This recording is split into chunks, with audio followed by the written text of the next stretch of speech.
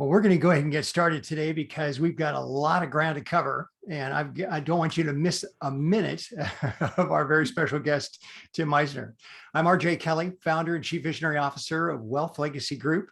We're in San Diego, California, but we've got clients in 19 states. And welcome to the next in our series of hot topics, where we focus on issues that are addressing particularly high net worth families.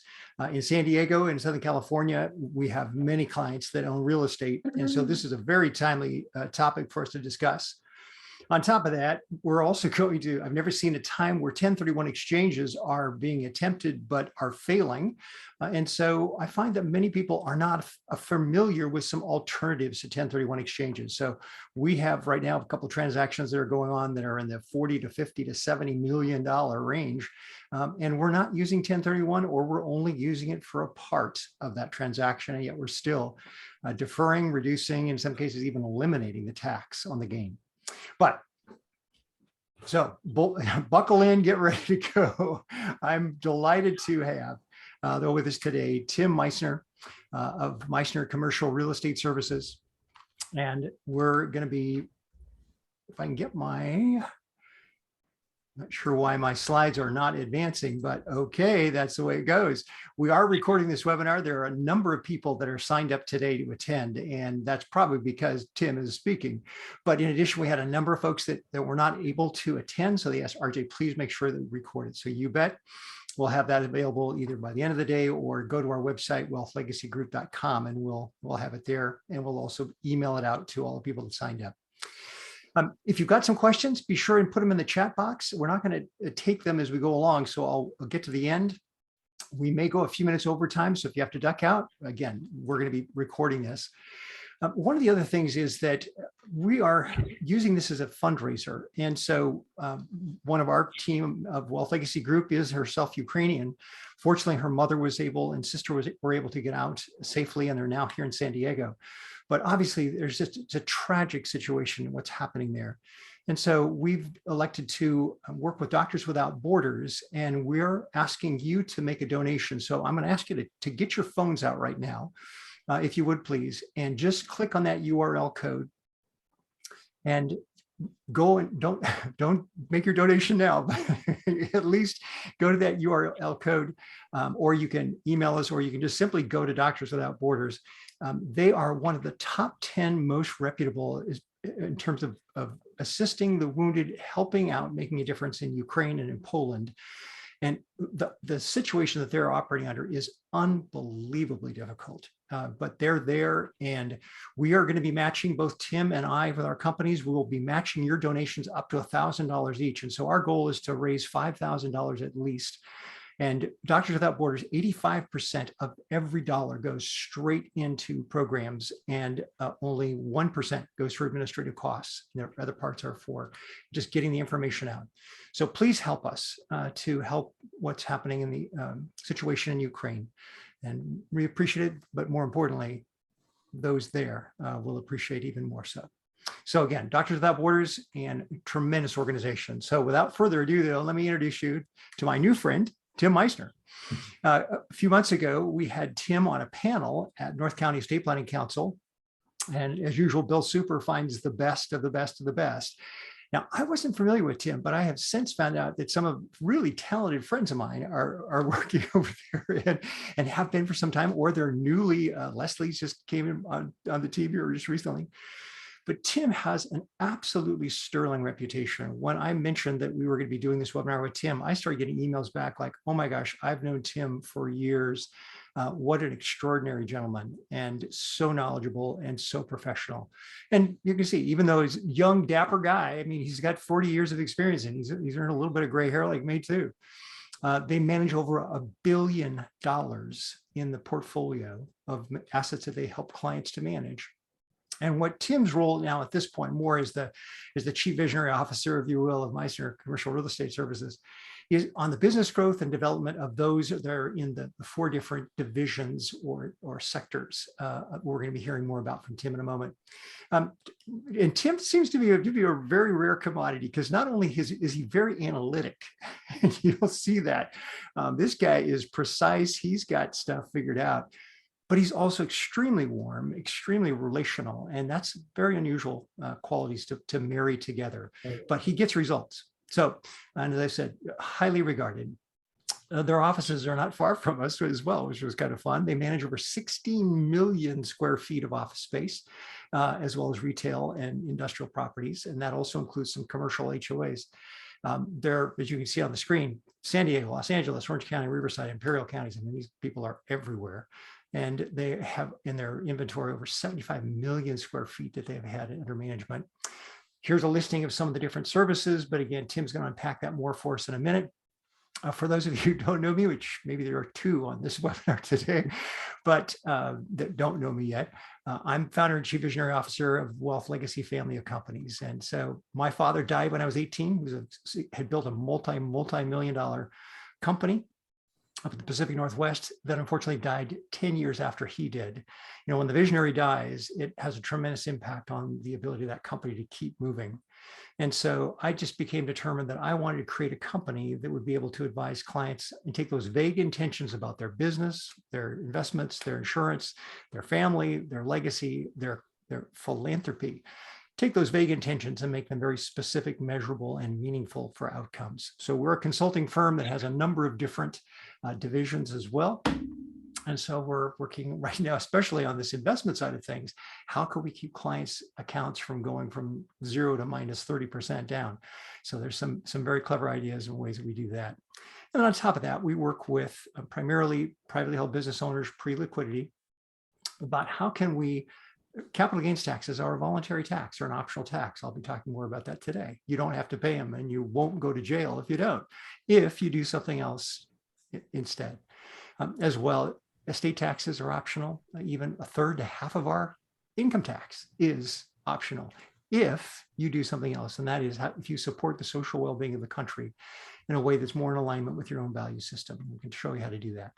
So I'm going to bust through, and that's how you can reach us, my email and info number there. But let's get started with Tim.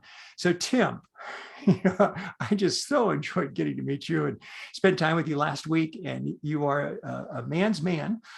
I love your family story. So walk us through. Tell us a little bit about yourself in terms of your background, and then tell us how you got started this overnight success after 40 years that is being so dominant in what you do. So thanks so much for being with us. Well, thank you, RJ. It's very flattering, the things you had to say. And I don't know, I think like most people on this call, you just get up every morning and work, and you look up and it's been 40 years, so it's, for me, it's kind of been that type of story. But a lot of these legacy issues really started to enter my life, in recent times, like over the last 5 years. And so just a brief, so I started, in commercial real estate right out of graduate school. I went to Santa Clara University, which is a high value, Jesuit university. So I went undergrad philosophy, graduate school MBA, and then boom, went right into commercial development for a decade. And in that, I saw the ups and downs. And after that, I'm like, wow, this is pretty loose and dangerous. So I jumped in and started my own management company, being that the management company was kind of the foundation of all that's solid. And so we just started working at that over the years. And then over the years, it kind of came down to these 4 really big food groups of, we advise people on, should they sell, should they buy, how they should reposition. The asset management, which is kind of a lot of the transactional aspects of what to do with your real estate. The property management side, which is the day-to-day operations. And then ultimately we moved down into facilities because we had these complicated assets that we just needed our own people on the ground, and we needed them there all the time, and so it was just simpler to just control that, so we have that division.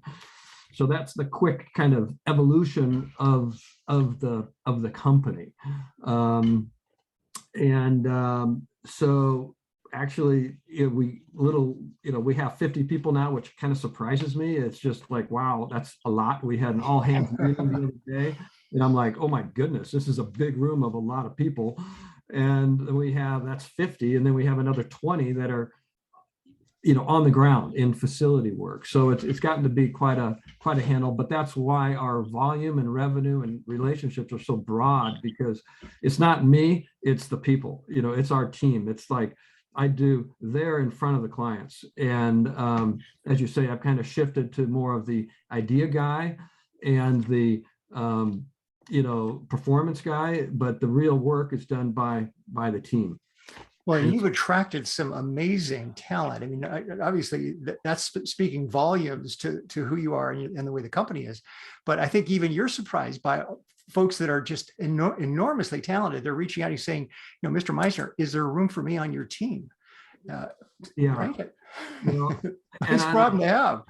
I feel like from the very beginning, we wanted to have it kind of a family business feel, like we care about people and we support people. And then it's a real high-end professional institutional business, and so we have these best practices, but we try to have a real relationship with everybody that works in the company. And as a result, I think as time has evolved, we start collecting the best people in town, and that's like self-fulfilling prophecy. If you're good to people, you get good people coming at you.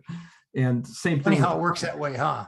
Yeah, it works. It's very nice, cyclical. And the same thing with the clients, that we really shift towards the very best people that are clients.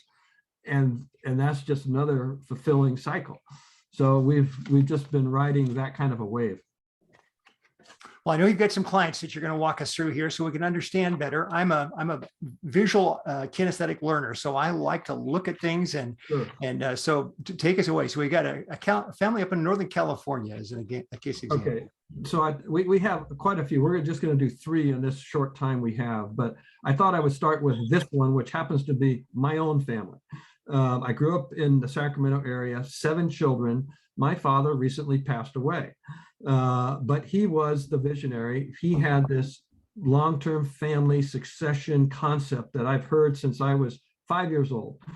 And he built apartments, then he built office buildings. He built a beautiful, he was an owner-builder type personality, always in business for himself, and built a beautiful vacation home up in Northern California on a lake that his 7 children have brought their families and their children to, and now the great-grandchildren are going to it. So that's the first, man, this is a real legacy experience that we're going to take it from our parents and hand it to our children, and they're going to hand it to their children. And that's kind of when it really started to sink in for me. And then with his business, he instead of retiring, he sold one business and bought 12.5 acres to develop office complex when he was 65. Wow. And so we started supporting him and building offices up in Sacramento by it's called the North Natomas area, by downtown and the airport. And so when he passed away, well, we're only like 50% done with this master plan, given the economic cycles over the last 15 years. And so now we're carrying on that concept. And so again, it's very into that succession element of what's best for the family, what's best for the real estate move. Right now we're shifting away from office and into hotels and apartments, because that's a little bit more frothy than where we are in office space. And now this is the example. So within our company and the 4 business lines, the advisory piece is just what I just referred to. Should we turn right? Should we turn left? Should we change what we've been doing? Should we change our master plan? That's advisory work. Asset management work is the next tier. And it's like, okay, we're refinancing, we're selling, we're adding capital, we're raising capital, we're selling a piece, we're all the transactional things, leasing. That's all what we consider asset management. And then property management. We're in San Diego. We're managing this asset in Sacramento. That's a certain type style of asset management or of property management. But I can tell you that every tenant in that park has a personal relationship with me. That's one of the key things in any management. And that's the way it is in our company with the senior managers and managers. They know these tenants, they know the vendors. And then this last piece, facilities, this is kind of where it all began for me with our company, is that we do all the facility work in Sacramento because that's the way my father did it.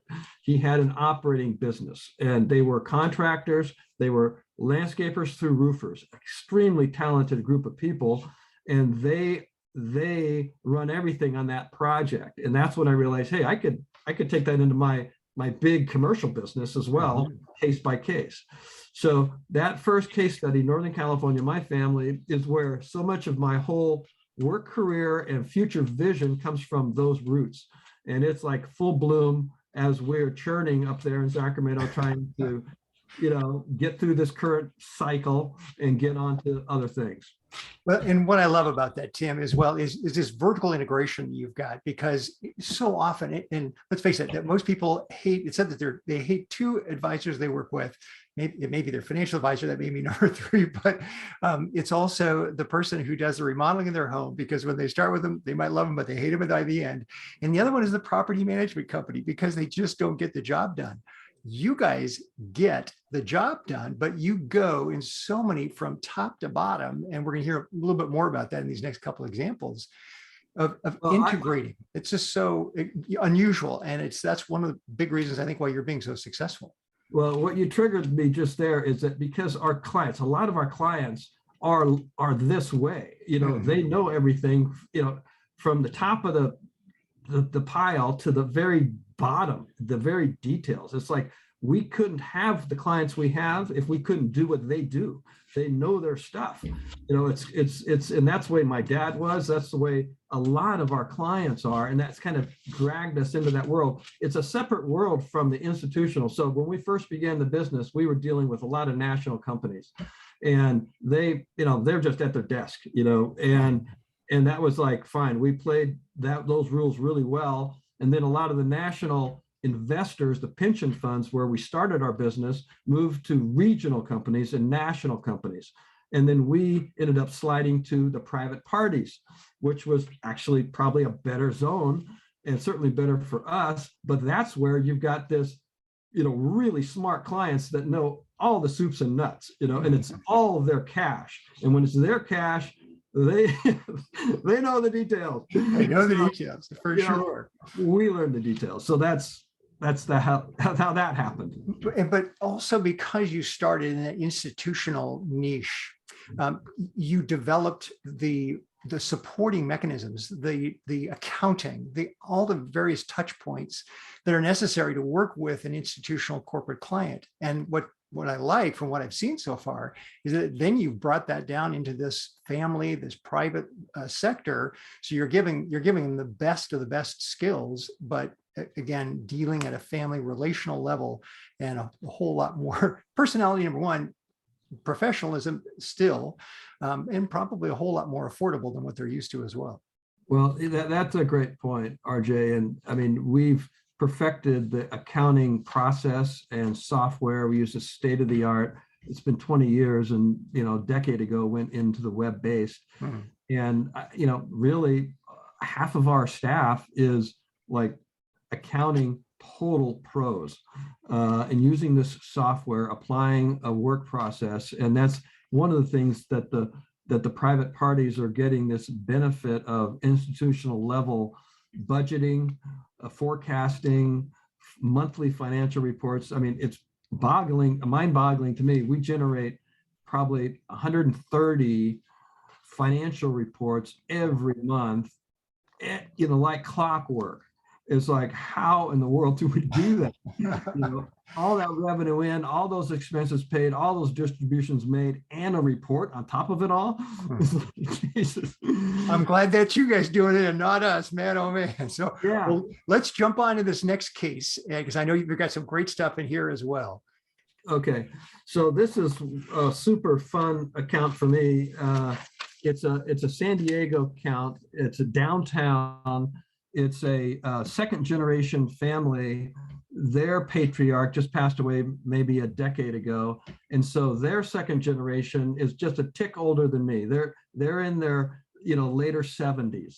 And they have their three families, separate families, very different families. And the family, the third generation group is all in their 40s, and they all have all kinds of different ideas and different interests. And so we're kind of the glue company to these 5 different real estate assets, from low-income housing to high-end retail to mid-level apartments to vacant land parcels downtown that were running directly as the parking lot operator. And we've taken that family, and because of our expertise, we're like the go-to central. Every family member's got some different idea about what should happen, but we're the pro in the middle, just saying, do this, here's our recommendation. Here's what we're doing. Here's your financial statements. Here's we've got this roof problem. We're going to handle it. We're going to install the solar. We're going to handle it. All these different things. And we showed them a 10-year projection. No, it wasn't reverse. It was a 10-year history where their distributions, their cash flow was like literally 10 years ago, $900,000 to 3 families. That's pretty nice. Today, it's $1.9 million. Wow. To 3 families. And so, that's pretty nice. They haven't returned any of that money either, right? They're not saying, okay. They haven't. That's just, there's very little debt. That's just cash to the family members. We make those distributions, and through that, I guess that's all of a sudden it's like, oh, we'll listen to you. Oh, that's a good idea. Go, you handle it. We're really, because they've had such great financial reward by, it's our relationship is consensus. We don't do anything without their approval, but as we're presenting it, they're like, we like it, go, and so this trust builds up, and that's where the speed and efficiency starts to really be great for both sides. And so that's an account where, it's just complex, and we're built for that. And so between the advisory, that's the strategy, the asset management, the transactions, the property management, I mean, in that little account, there's 110 tenants. Oh my gosh. We collect all that rent, deal with all those vendors, and we do facility work. Is one of the reasons why facility, in terms of staffing downtown, dealing with homeless, dealing with parking, dealing with Padre games, big events downtown. I mean, it's like full on. I mean, my conversations during the day go from, we have somebody we're going to evict that pays $500 a month to we're going to refinance a $20 million asset, and it's just up and back and forth throughout the day. So that's the second generation family in San Diego of 3 families. And Tim, what I observed there as well is one other thing that you left off your list of things that you provide for services is you're a buffer. You're a counselor. You're sometimes the traffic cop, and sometimes you're the coach. But it's not just you. Obviously, it's your amazing team as well. But the fact is, you can allow the family to have family relationship. They don't have to be at war with each other or at odds with each other. They can certainly express their opinions, but you're there to be able to field those opinions and comment on them, and then pull it together into an overall plan that works for everybody. Yeah, and I've really noticed that. Thank you for bringing that up, because more so, I think I'm noticing these things more in this last 5 years. But it's if we're smart and with good answers, and we're kind of in the middle, and we don't have all the right answers, but we have good opinions. So, but having that middle person doesn't have the emotion of the family, really, it's a good asset. And I'm sure that's part of your business. Right. There's That's a lot of people hire us, exactly. There's a lot of people that can do it. Well, actually, there is a lot of people that do it. There's very few that really have the combination, have the combination of skills, and so it's a very rewarding part of it. Yeah, absolutely. And you're right. There are a lot of people that say they do it, but the true reality is, if they do it, they don't do it very well. Or the fact is, they probably don't even step into that space, because it does take a variety of skill sets that have been honed over many years of battle. Yeah. All right. So walk us through our case number 3 here. Case number 3 is another very enjoyable account. A very well-known, very known family in town. Their patriarch is actually 95 now. Wow. And he's actually second generation, but they built this massive, beautiful 250,000 foot multi-tenant industrial park in San Diego. And when we came into the picture, they were an owner operator until the patriarch decided to distribute the assets to his 3 daughters. And the 2 daughters that are in Chicago received the big industrial park, and then they hired our company, and then the other assets went to the San Diego daughter. And so we've been working on those assets now for about 5 years, and it has that aspect of the second generation. Well, they're all my age, okay, and so they're ready to retire, and they're like, well, we want to be involved a little bit in the real estate, but we'd rather have our son who's 40, he's the 3rd generation player.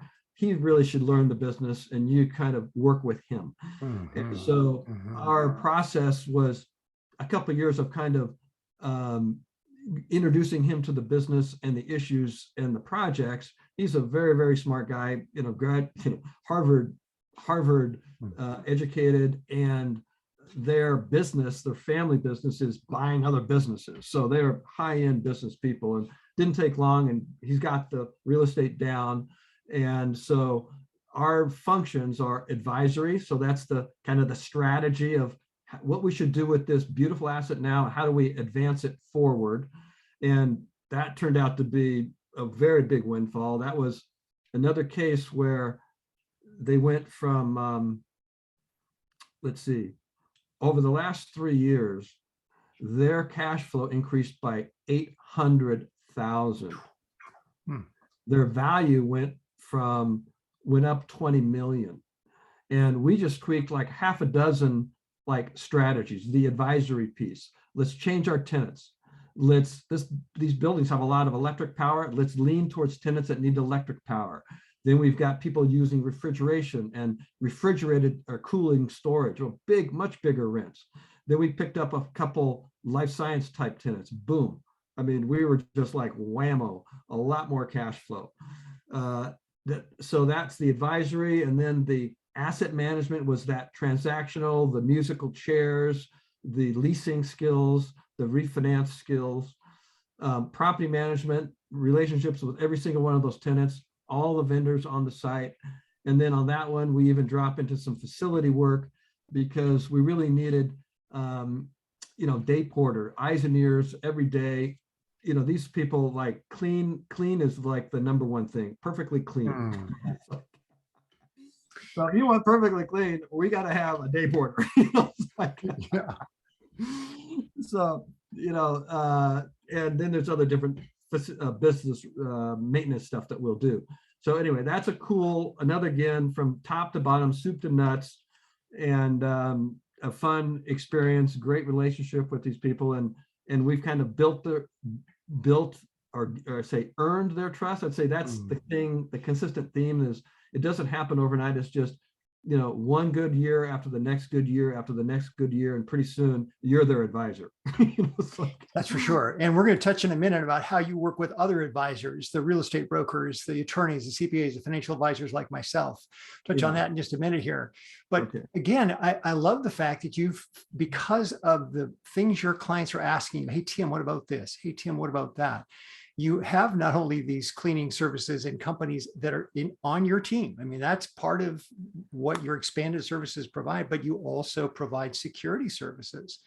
And so again, you're there. They don't have to use that if they don't want to, but if they do, and they want to have that integrated structure from top to bottom, you can bring that in too.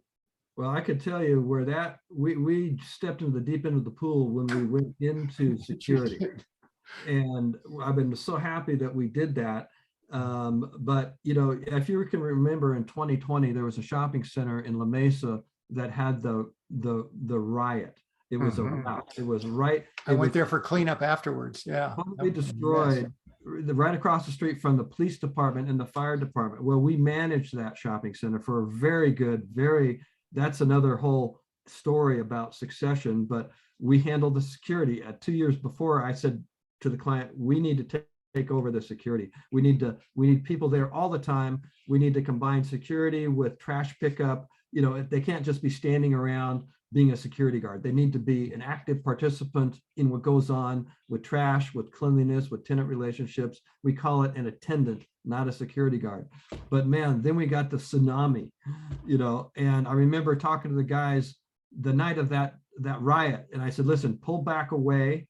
I mean, they're talking like, hey, should we, you know, do we get weapons? Do we, you know, or security, should we have, you know, call in armed guards? And I'm like, no, this is a different situation. Just pull back. The police couldn't even hardly get in there. Well, they didn't get in there fast enough. But anyway, that was the beginning of our really, okay, this security, it's real important. And then on the heels of that, this compounding homelessness, which in our particular case, we deal with a lot of it, especially from downtown, but there's never anger, there's never force.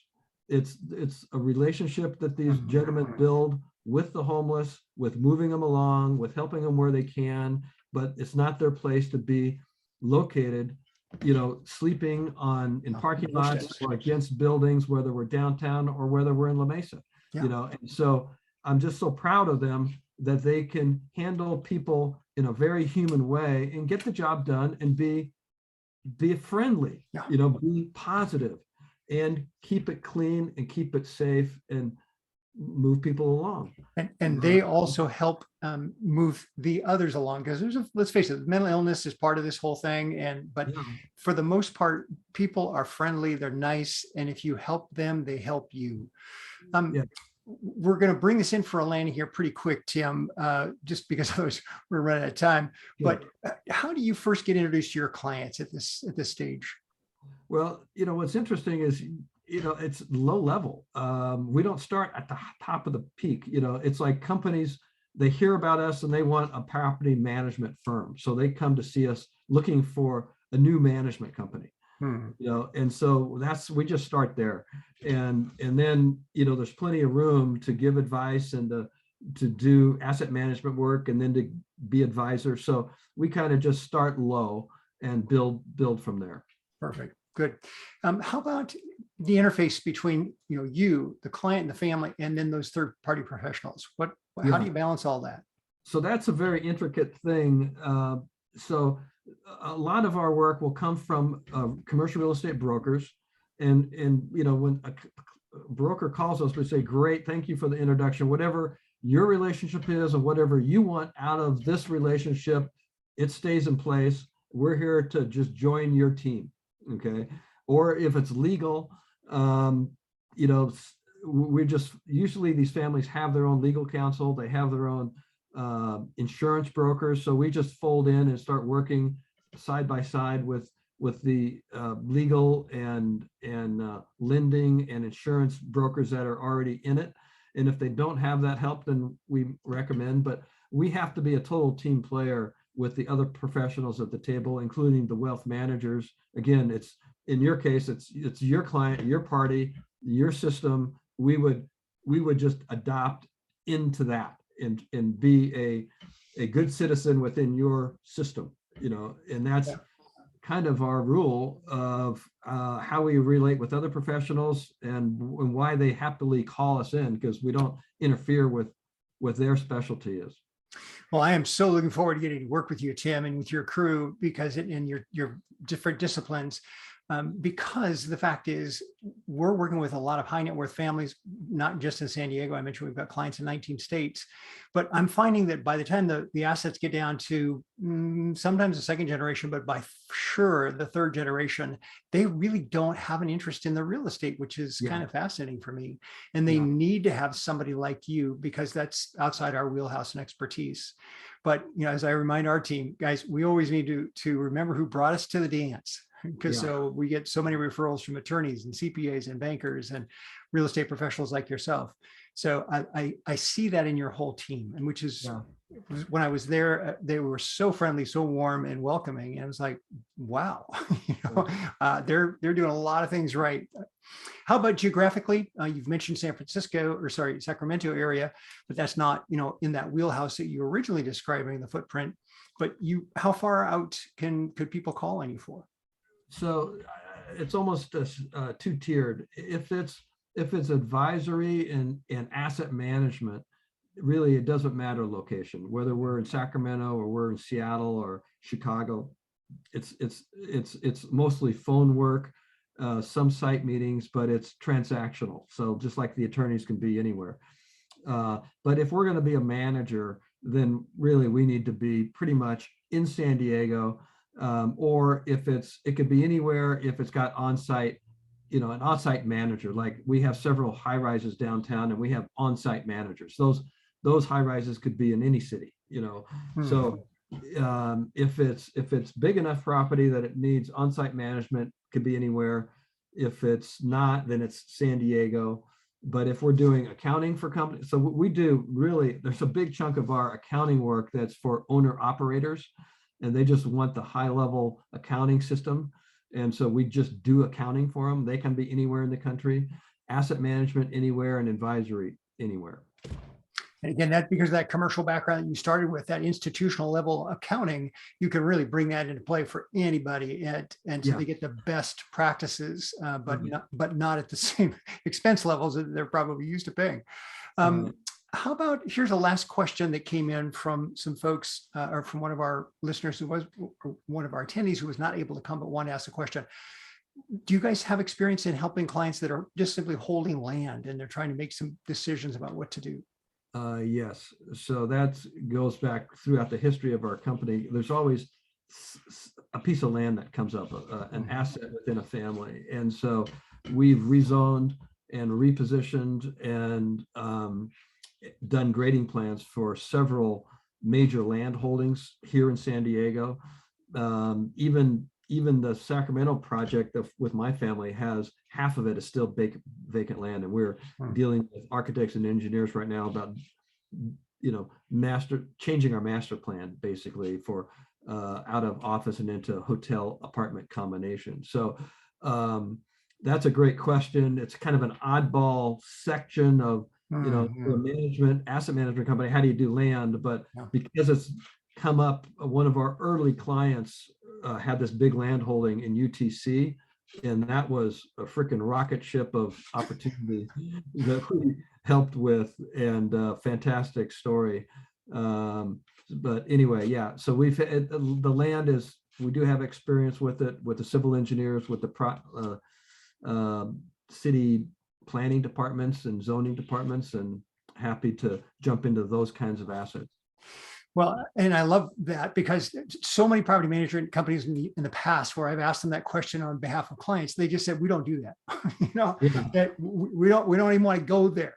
So the fact that you guys do and have really expanded expertise in that says a lot. So just in summary, as we wrap up our time with Tim, you can tell, I mean, the guy's a rock star, and not only does he have his 40 years of experience, but when you bring in these other 4 divisions and the folks they got there's hundreds and hundreds and hundreds of years more of experience in every capacity. This vertical integration that we've been talking about, you've been seeing, that's what truly sets them apart. And I think, Tim, you told me that has been part of this exponential growth you've been seeing the last 5 years, and perhaps even almost unexpected, the level of growth you've been seeing because of this vertical integration. Yes. Yeah. It's kind of surprised me, but again, back to the mentality of our clients, when you're willing to sit down and talk about really a facility issue, when they see you as a, financial guy, it's like, wow, that's a little different. But they're showing up to their property and they're seeing homeless, they're seeing crime, they're seeing filth, and it's like, hey, we want to stick this, how do we do it in the right way? And all of a sudden we're rolling up our sleeves. Well, here's your contact information. And of course, again, we'll be sending out a copy of the slide deck and recording for those that were with us today, but also for those not able to participate today. And so there's the contact information for Tim. But Tim, we don't have time to go into it very deep, but one of the things that I walked away with, I was impressed at so many different levels. But one of the levels I was impressed with is that you're the son of your father. Your father talked about succession and legacy and keeping a vision for 100 years.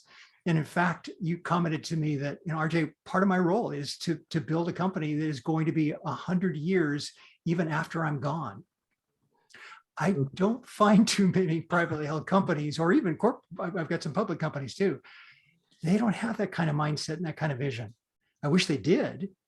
But as a certified exit planning advisor at SEPA, I can tell you the vast majority, they focus on day to day and they're not thinking about ahead. And you've done something that's unusual. So tell us really quickly about what you've done to make sure that even if you're gone, the Meister Commercial Real Estate Services is going to continue to go on for literally generations. Yes. Well, okay. Try to keep this short. I founded the business with Jerry Jacquet, and for 25 years we built it. And then Jerry wanted to retire, and I wasn't ready to retire. So I said, Jerry, let's work out a buyout of you, and I'm going to continue on. And then I was like, whoa, wait a minute. What am I going to do? And then I realized, well, Tim, you have 4 sons. They have the last name Meissner. They all live in San Diego. They all have worked in this business from the time they were in junior high through university. They all moved on to other things. But you know what? You love your family. You're all working together and playing together some form or another. Let's work on legacy. And so we've created a family board. And that is hopefully the end game, is that the company, as we build a professional staff that's following best business practices, that's answering to a board, that the function of the board is to be entrepreneurial in thought process, to be concerned about yield on their equity, to provide input and insight from their different industries, to know the nuts and bolts as well as the people. It's like, yes, that would be fun to work on. And that, all of a sudden leads us into +1 + 1 is 3, and 3 and 3 is 12, it just starts amplifying. And so that's carrying me through, the latter parts of my career, is working with the board, working with the team that reports to the board. And it really becomes about everybody's career, not me or not the company, but it's the career of this team and the clients, and connecting to really good people with really good people. Yeah. And why wouldn't that continue on? So, and I'm kind of an idea guy, shifting more from a production guy to an idea guy to a cheerleader, is kind of how I see it. Well, and that chief visionary officer, that's a great role for you. That's my role as well. So now I'm going to really have to fly, but it was so important that you get to hear from Tim and understand what he brings for services, because that's really the most important part. But as I said, I'm getting so many calls. We're doing so much training now for real estate, especially the high-end real estate advisors, for the commercial real estate brokers, and especially the high net worth families that own a great deal of real estate that want to be generational. And so they're not great fans of 1031 exchanges, but they don't know that there's anything else out there. So Mark Twain pointed out that what gets us in trouble is not so much what we don't know, it's what we think we know for sure. It just ain't so.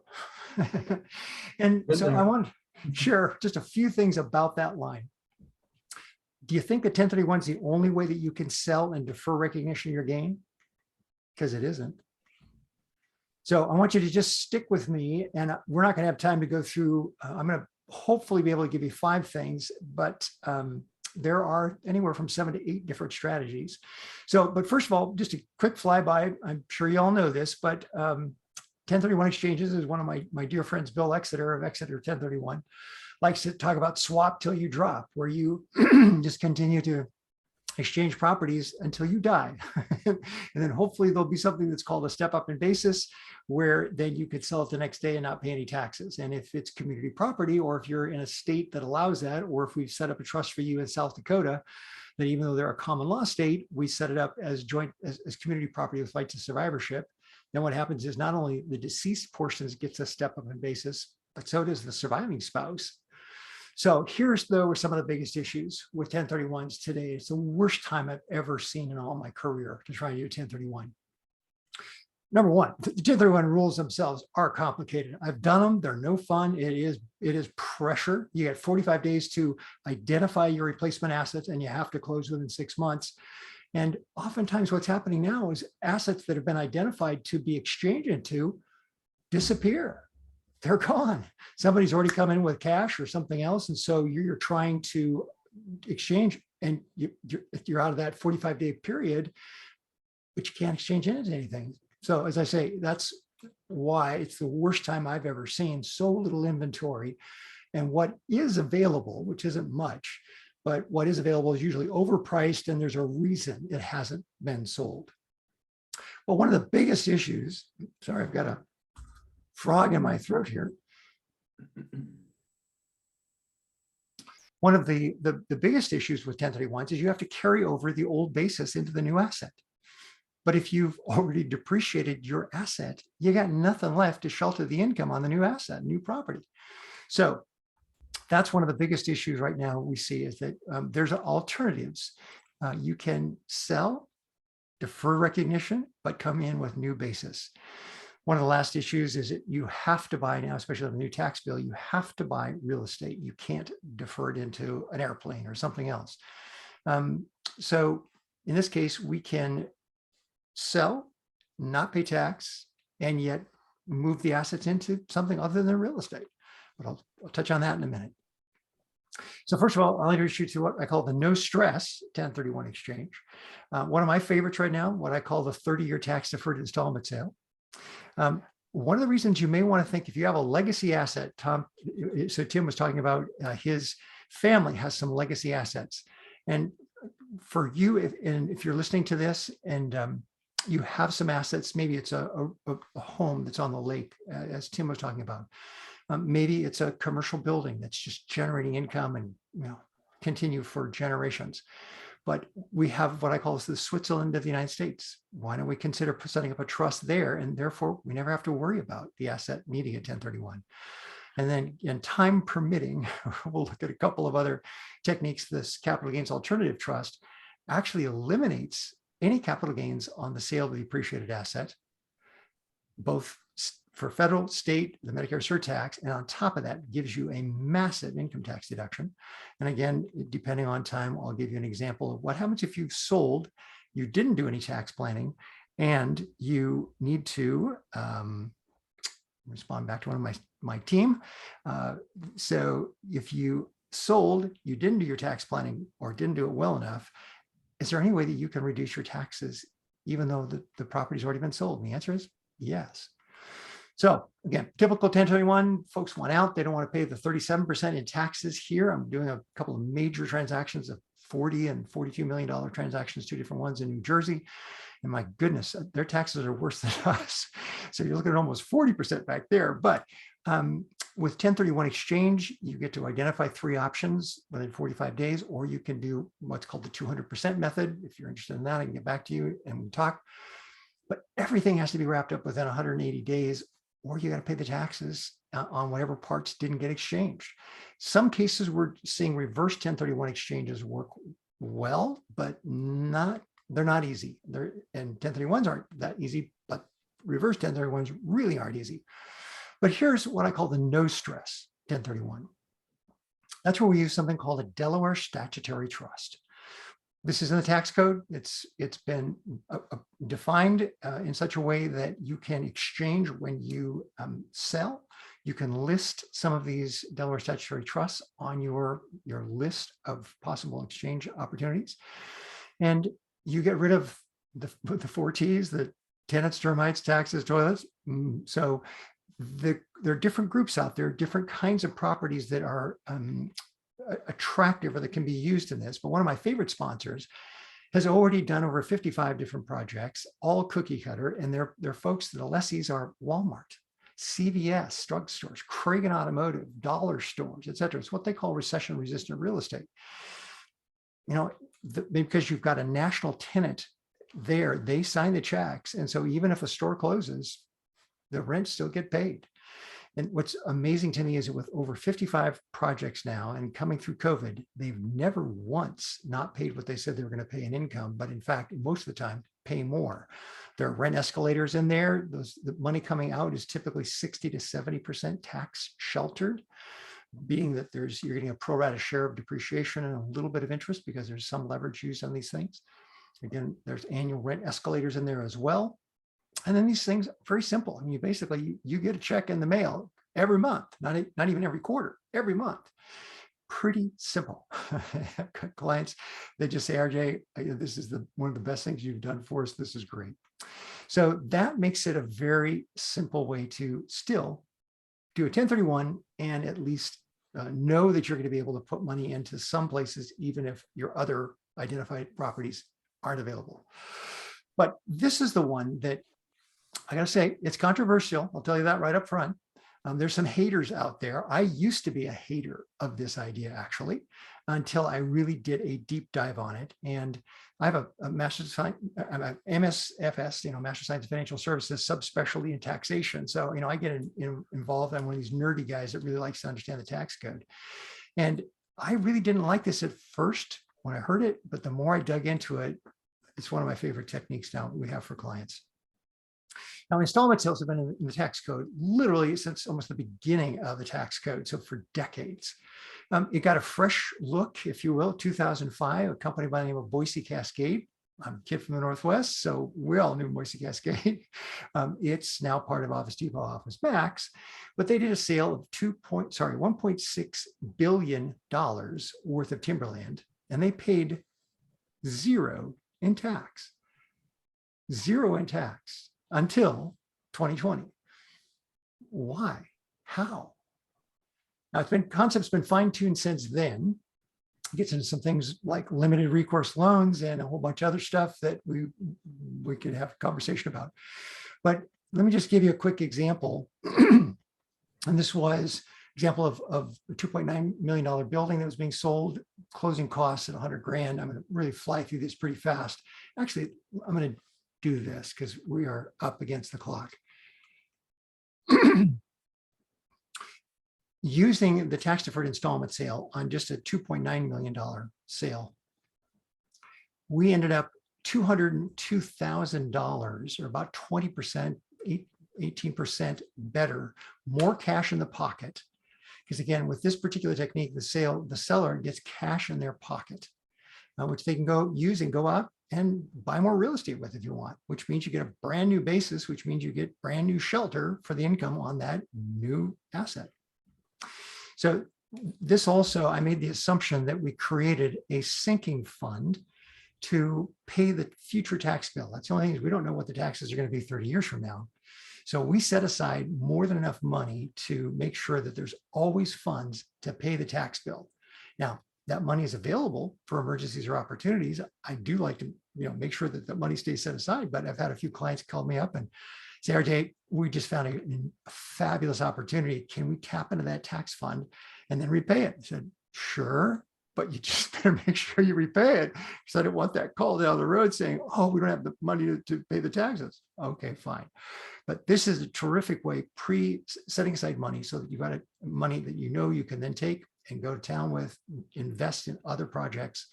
Or like one of my clients who sold a bunch of farmland. And what he basically did was eliminate the bank. So he became his own bank. So he loaned money into his corporation along with his family. And then they repaid him. And so sorry for the banker, but it was a great way of doing it and deferring the gain for 30 years. Now, I've talked about the Switzerland of the US. What am I talking about? You can set up a trust that lasts forever. Literally, California, you can't, but you can live in California and have a trust situs in this particular state, even though you live here. How do you do that? Well, you have situs, you get nexus as the fancy term, there in that particular state, and we can literally create a trust that lasts forever. So we don't even need a 1031. For example, a married couple today in 2022 can transfer over $24 million, just over $24 million of assets. So that 24 million is out of the estate, plus all the future growth of that asset is outside both estate tax, capital gains tax, gift tax, as long as the asset is retained and not sold forever. And if we use what I call compression strategies, meaning that we get some discounts on that, we could take $35 million of assets, compress them down, and utilize this transfer. And now it's off IRS's radar screen forever. Not only that, but it also is private. The judges in this particular state have no jurisdiction, and they cannot tell if there's a creditor who gets a charging order for whatever reason. The judges cannot release the identities of who owns the property. Now, this exemption that I'm talking about cuts in half. So after December 31st of 2025, you can still do this idea, but it's only half as beneficial. So that's why for the next couple of years, this is the time. We've got a whole bunch of families we're doing this for. Okay, idea number 4, what I call the capital gains alternative trust. Again, I'm going to fly through this. This is a few years back. This is a triplex up in LA, and the purchase price of it was about $500,000. The basis, we had virtually nothing left. They hadn't depreciated out, and the fair market value was a little bit over $2 million. Now, in this particular case, he was 70. It was a second marriage. She was 65. She wanted nothing to do with real estate. And so when he dies, her plan was, look, I don't want to deal with this. So because they were going to sell it, they decided not to do a 1031 exchange. Rental income on it was about $52,000. As I say, the wife was not, made it very clear, she was not interested in doing a 1031. So what do? We used a technique that eliminates doesn't just defer it, it eliminates the tax on the sale. So in this particular case, it was estimated there'd be about $100,000 in closing costs. If they sold it outright and didn't use a 1031, they just sold it outright, they would have almost $750,000 in taxes from state, federal, and Medicare surtax. And so instead, we use this particular trust. Again, this is my name for it, so you won't find it in if you try to do a Google search on it. It's part of the 1969 Tax Act, though. So we've had it in the tax code for 53 years now. Unfortunately, it's gotten a new coat of paint, but you're not going to see it on the wall from the Wall Street Journal anytime soon. And unfortunately, most CPAs, most tax attorneys, and other financial advisors don't even know it exists. Either because they don't use philanthropic tools themselves, or they're just unaware of this. But again, it's been in the tax code now for 53 years. And when you sell the asset, we have to have enough runway to create the trust, put the asset in the trust, and then usually 2 to 3 months, we can then list it, put it up for sale. And in this case, we structured it for a 6% income stream for the rest of their lives, which is going to give them, starting out of the gate, $126,000. And remember, they were only getting $52,000 before. This can be multi-generational, and it can literally go up to 4 generations. And not only that, but this created for them almost a $1.4 million income tax deduction, and gave them up to 6 years to use that tax deduction to offset against other income. Asset protected. You can buy more real estate with it. Many people are familiar with a charitable remainder trust. This is not a charitable remainder trust, because you can't buy real estate in a CRT and leverage it. You can buy real estate, you just can't get any debt financing on it. We can with this particular tool. It's crazy, but there's some reasons why you still might want to just buy the dirt in this and then create the building and such outside, so you can get the depreciation and other things flowing into your tax return. But this is a terrific tool. And ultimately, you might say, well, how do you get that deduction? Because the ultimate beneficiary, either at the end of the first death, first generation, second generation, third generation, possibly even fourth generation if they're alive, the money goes to a charity. Now, it could be their own family giving fund. And that charity can be changed. So you could name your family giving fund and name some other charities and then take some other charities off. But it's a terrific tool. And here's where it also can apply, which is post-sale tax planning. It has to be the same tax year. And I'll just very quickly fly through this one. This is an absolutely lovely couple that found us, unfortunately, 30 days after they'd done their sale. They sold their business and the property for $7.5 million, which created a $2.1 million tax bill. Now, we did a couple of different things, but we used the idea I just showed you a moment ago to create a 1.634 million, if you want to be exact, of tax deduction, plus another technique. So we actually created over $3 million worth of tax deductions. We couldn't use them all up, unfortunately, but we dropped their bill by $1.2 million. And so they still had to pay $937,000, which to me, country boy from Yakima, that's a lot of money, but they were absolutely thrilled to, as I say, reduce it by $1.2 million. And they're two of our very favorite clients. So there you have it.